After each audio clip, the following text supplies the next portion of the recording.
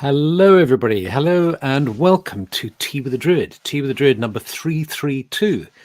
My name is Philip Carr-Gomm, and Tea with the Druid is brought to you by the Order of Bards, Ovates, and Druids.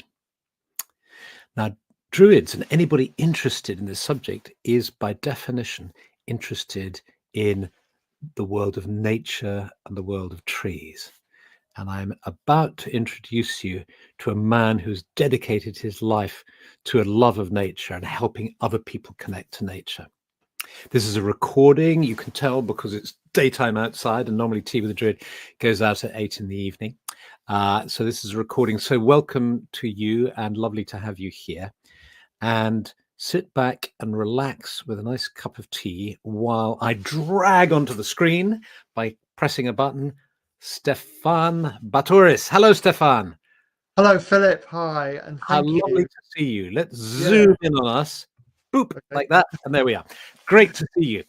Yeah, So, Stefan, we met in a lovely place, didn't we? The first time we met, we were in Carr-Gomm in Snowdonia in Wales. that's right. That's right. We met in person there, physically. We in met person. physically. Yes, We'd met online before because we were both working for the Synthesis Institute. that's correct. Yeah, Yes, yeah. Long time back. It was a long time back. It was in the pandemic.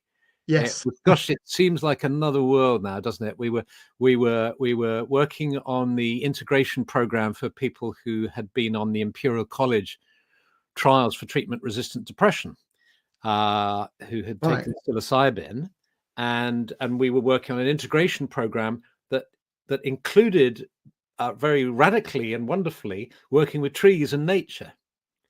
That's right. Yes, I was quite shocked that the actual tea ceremony itself took place indoors and wasn't out in nature, and so I tried to integrate preparation and integration practices into that whole ceremony so that people had the support of nature before, during, and after taking the psilocybin. So that was why I was brought in as an ecotherapist to do that. And why did you become an ecotherapist?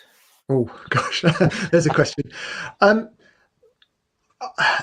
For a number of reasons, but predominantly back in my early 30s, I suffered from quite bad depression, even though I had the most idyllic lifestyle. So it's completely incongruous.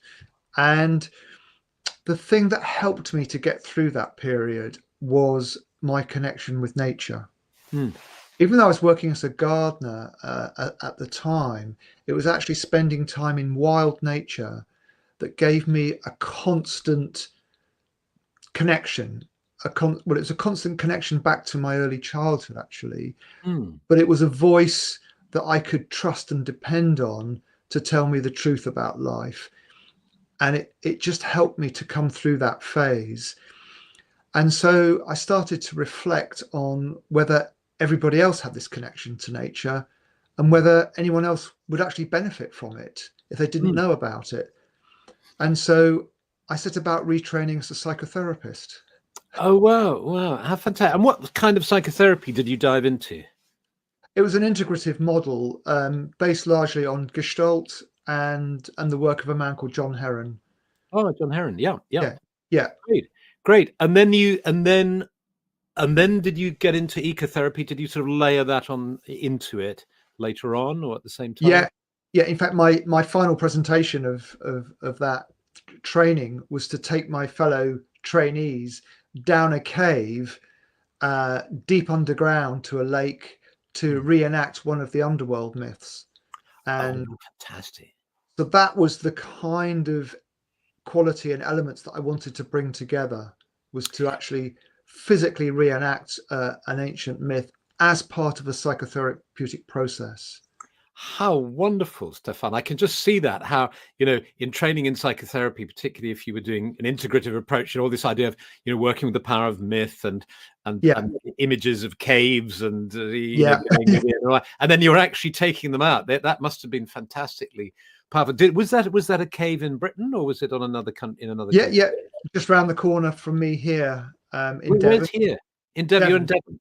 In South Devon. Yeah. So we went down to the bottom of the cave, deep under a hill, to an underground lake, Wow.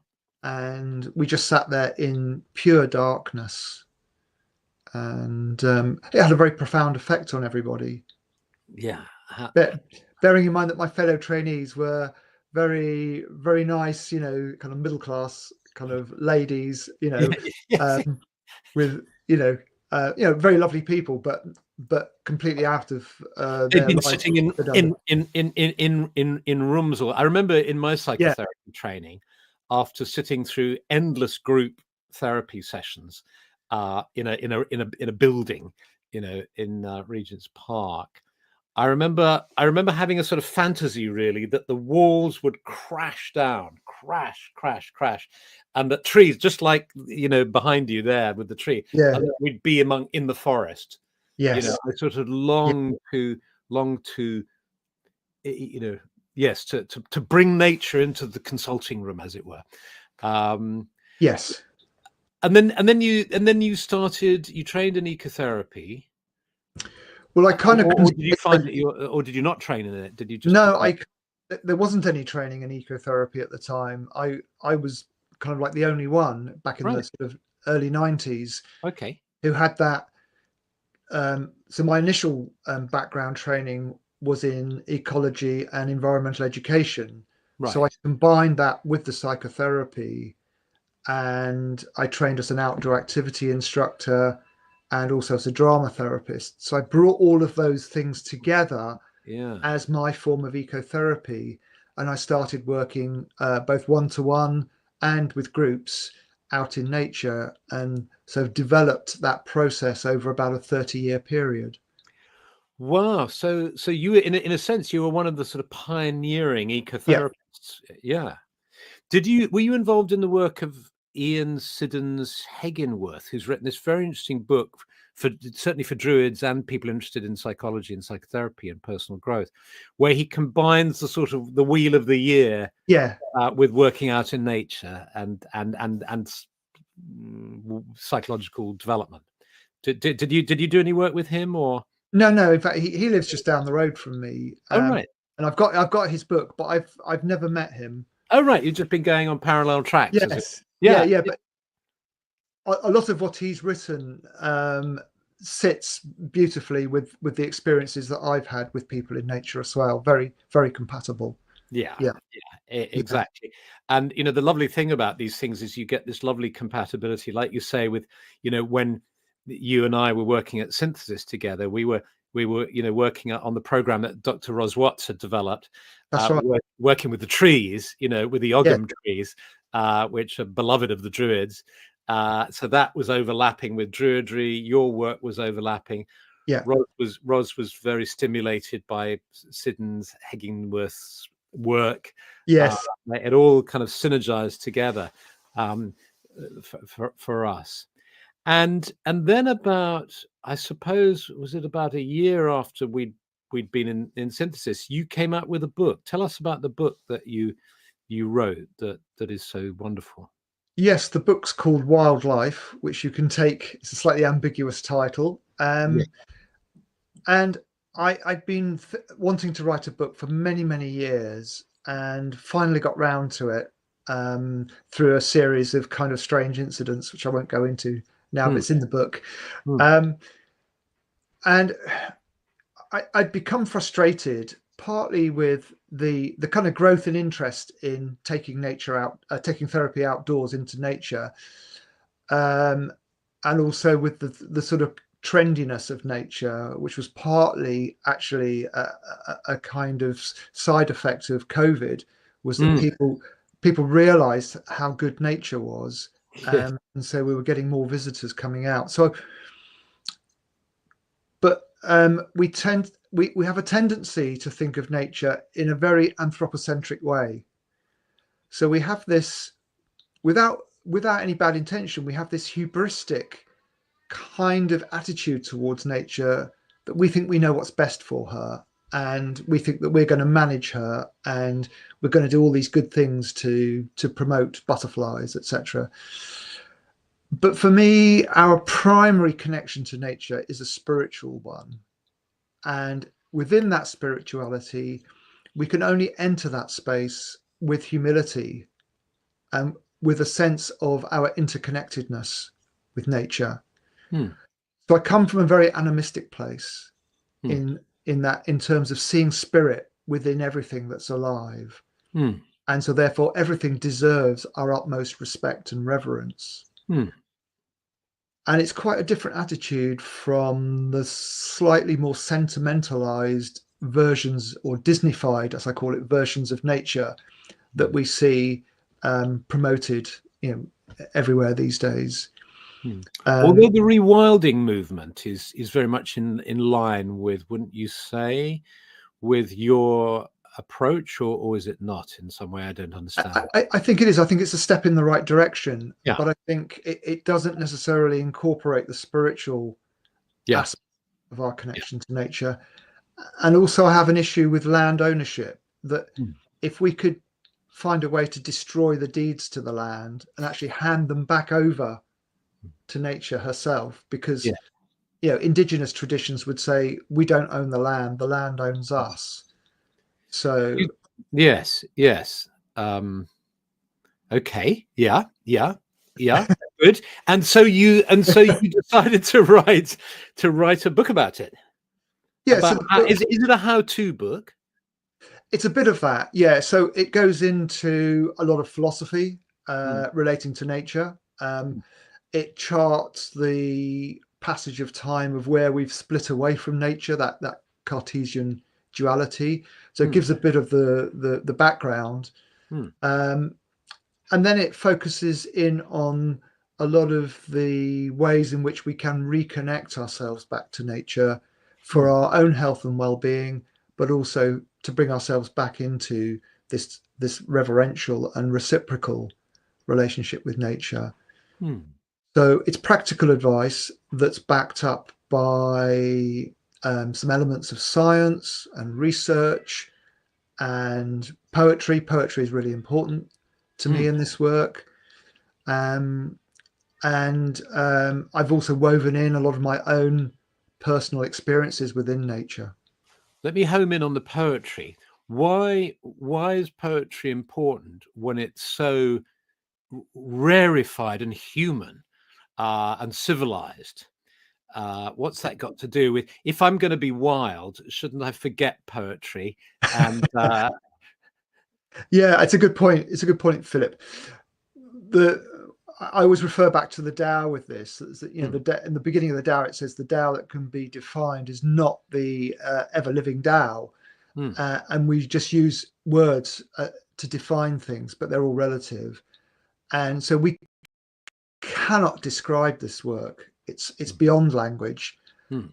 But if we had to convey it to somebody, probably the best thing we have is to use a bit of poetry, particularly if it's got a degree of ambiguity attached to it. That's right, isn't it? I mean, that's Symbolism. right. The reason I asked that question is, of course, that combinate that inclusion of poetry within an animistic worldview and within a spirituality that places nature at the heart of its sort of praxis, if you like, is exactly what Druidry does, because there's the whole bardic stream in Yes. Druidry, where, so poetry is hugely important, and a sort of superficial glance would say, well, that's very rarefied and civilized. What's it got to do with trees and and being in touch with the wild? But it's possible to connect with our wild self and still have a poetic sensibility, as you say, because it isn't defined. It doesn't. It that ambivalence and openness you get in poetry really helps us to go deeper, doesn't it? It does, it does. And if we think about any connections that we've had in nature, say particularly to a tree, for example, it brings up a whole gamut of feelings. It's very nuanced Mm. and very deep. And for me, the best poetry is the poetry that alludes to that quality, that kind of elusive quality of what I call the noetic quality Mm. of that experience. It cannot be captured with words, but it can be almost hinted at through good poetry. Yes. Well, are you able, on Tea with the Druid, we always have a meditation or an exercise, a settling of some kind. It goes out on a Monday evening, and there's always that feeling of, this can set up the way, a little pool of tranquility in the sort of craziness of the world and the chaos of the world. And so if you could just show us the book again, remind everybody what the book is. It really is an excellent book. I absolutely loved it. Here we go. The Wildlife by Stefan Batoris, Stefan with a F, Batoris, and you can find it just by Googling that, Wildlife, Stefan Batoris. Yeah, it's been published by Singing Dragon. Lovely. And when you kindly sent me a copy, I found myself underlining it so much. I don't know if you come across those books where you underline them so much, you think, well, this is ridiculous. I may as well underline the whole book. I mean, this is mad.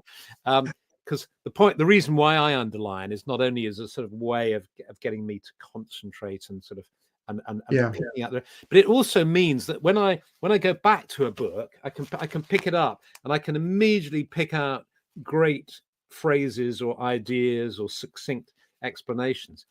But with your book, I'm afraid that doesn't work because it's all underlined. And but no, it is fantastic. So would you like to, Stefan, could you perhaps lead us, and we'll also give a link in the notes for this to, if your website, so people can dive more into the work that you do. Yeah. Would you like to lead us now on an exercise of some kind? A little journey. A little journey. That would be lovely. Yes. Yeah, I'd like to start with a little bit of a preamble. So, as we were chatting before we opened up, for me, spirituality and nature is always connected, and it always has been in my life since I was a child.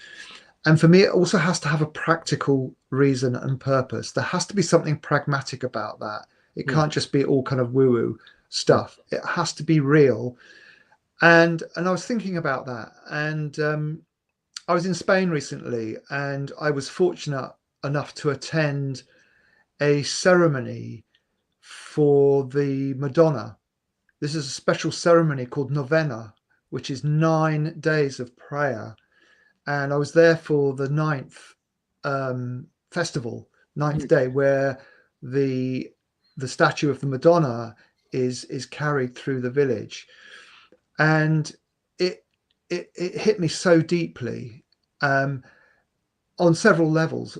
But the thing that I took away from it was how all the people in the village were connected to that ceremony. It wasn't like you go to church for an hour, do a bit of prayer, and then go home and forget about it. The entire village, and particularly the population of elderly women, had this powerful connection to the Madonna, and they sung in church in a way that I've never heard before. They sung like the angels.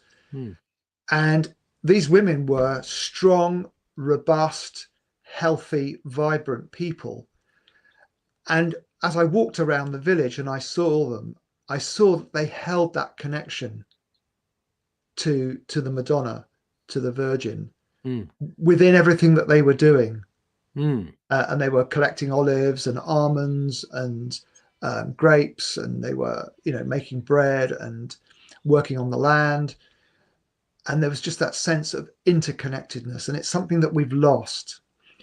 So I wanted to start this meditation by inviting everybody to find a little way to connect back to nature, to connect back to the goddess in those moments where we most need it, where we most need that sense of connection, because we've lost our way, or we're tired, or things are unclear for us. One of the things that we can do is to just pick up an apple. Just bring it into view here. So this is a lovely organic Devon apple, and we can just pick up an apple. And I probably won't do it now because I might cut all my fingers off. But we're used to cutting the apple. I've got to get back into screen here. We're used to cutting the apple down through this way, but if we cut the apple across this way, it will reveal a secret. It will reveal a little secret to us, and that secret is what connects the apple to the goddess, to the mystery of the goddess. And there has to be an element of mystery within nature. And that's what brings it alive for us, is this connection to the mystical elements within nature. Mm. So because I live in Devon and I'm surrounded by orchards, I thought maybe it would be nice for us to take a little journey into the orchard together. Mm. And coming back to your comments about poetry, Philip, I'm going to start with a poem that has that element of quicksilver ambiguity within it. And I hope that the listeners can tune into that, because it's very much about the goddess and about that elusive quality that we may encounter in nature. Mm. So if you want to just sit back, relax, close your eyes, or have them just gently open, I'm going to read a poem and then I'm going to take us through a little journey into the orchard.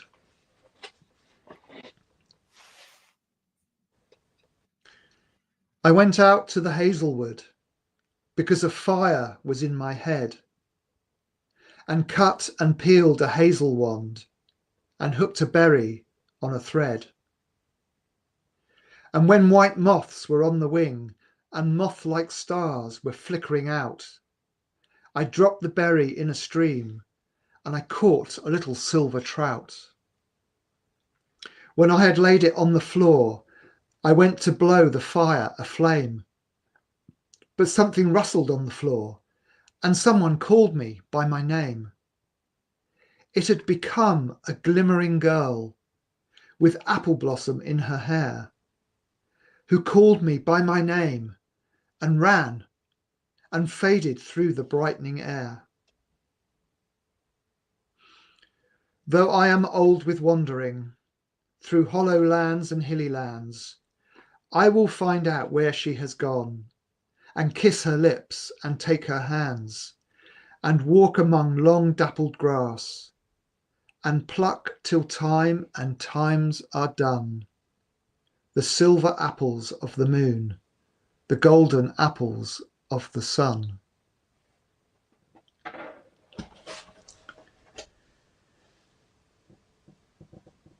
So I'd like you now to just find yourselves in a beautiful orchard.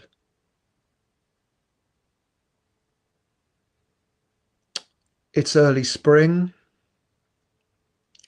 and the fresh new grass is growing under the trees. There's that beautiful smell of fresh grass. The sun is out. There's dew on the ground.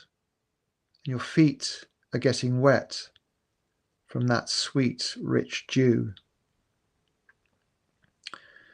The apple trees are just coming into blossom. Little tiny pink buds are bursting open, revealing whites and yellows and greens inside. There's a heady scent in the air that you can't quite put your finger on. It's sweet, it's mellifluous, it's joyful. You know, deep inside yourself, that spring is here. And as you walk around this orchard, you can hear the gentle hum of the early bees coming to find the nectar in the freshly opening buds.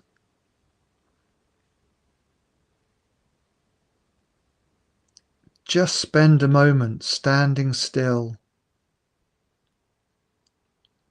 listening with your gentle, sensitive ears to the sound of spring. Feel the soft, moist ground under your feet, with just that hint of early spring warmth. Breathe in that air, rich, heady, warm, damp air. Feel that sunlight, that sun returning to the land, warming up the earth. everything coming back to life again. The roots of the apple trees go down deep into that rich red soil,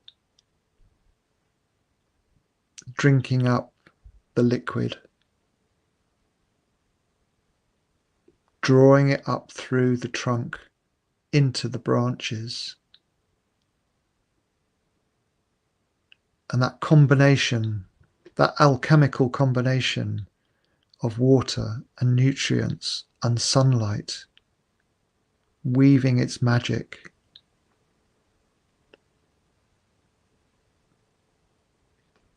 And as these blossoms continue to open and grow in the sunlight, we wonder at their majesty. And also somewhere deep inside us, in that ancient, most primitive part of ourselves, we know that where we have those apple blossoms, later on in the year, we will also have apples that we can harvest. The sacred apple.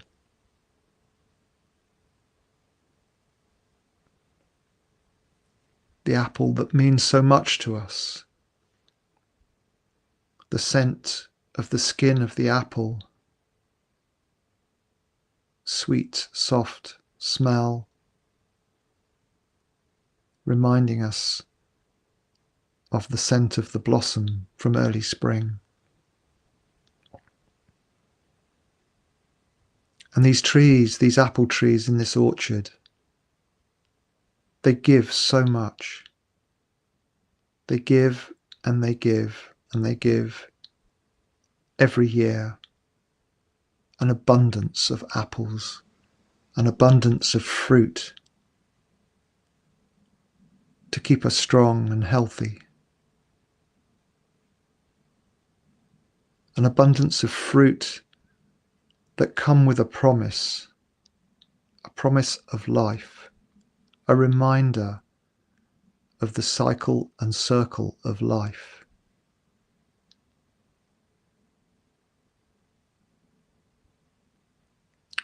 So maybe if you'd like to find a little place to sit down in that orchard and lean your back against one of the trees and just allow yourself to just drift off in that beautiful early spring sunshine. Give thanks that winter is over. Have a little sleep, or listen to the bees humming in joy. And just breathe deeply and slowly. Fold yourself into the fabric of the orchard and be held there under these beautiful trees.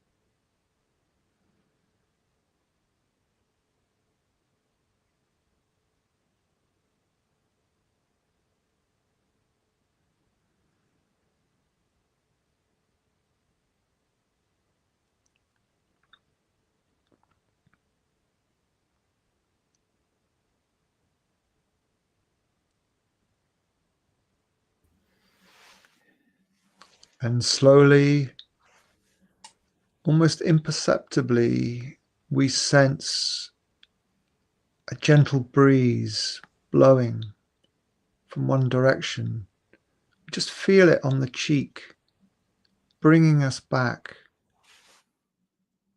to the orchard. And we hear a bird song. Is it a robin? We're not sure, but it's calling us to come back.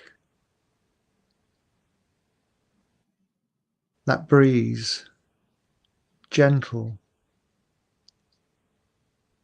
wafting the scents and the sweet aromas of the flowers, of the apples around us, as we stand up and we give our thanks to the orchard, to the trees, and to their gifts. And we begin to pass along our way. Thank you. Gradually becoming aware of being fully present here and now. Thank you so much, Stefan. That was just really lovely, very peaceful. I was solid gone, as Baloo the bear says in in the Jungle Book.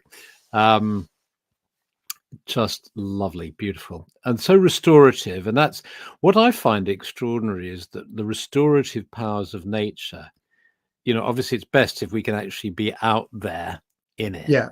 But you can also, you know, because we have experience of doing it outside the building, you can recreate it in your mind, and it can be incredibly restorative too. You know, Definitely, yes. Yeah. The power of the mind to create that scenario, which then cascades down through the endocrine system and into the parasympathetic, just through the power of visualization is it's very really strong. very strong. And it really came to, the value of this came out for me when I was doing a podcast with a chap who suffered from so many allergies he could never go outside. Oh yeah. He had permanently, you know, in a building. And he talked about this, how he loved doing the meditations that we do on Tea with a Druid, which are all nature based. And so thank you so much, and thank you so much for joining us on Tea with a Druid. And good luck with the book. I hope it sells really well. It really is a very, thank you, very illuminating book, and really helpful book. And so we'll thank you. Thank you so much for being on Tea with the Druid, and thank you everybody for being with us. And I look forward to being with you next week. Okay, bye everybody. Have a lovely week. Okay, thanks. Thank you.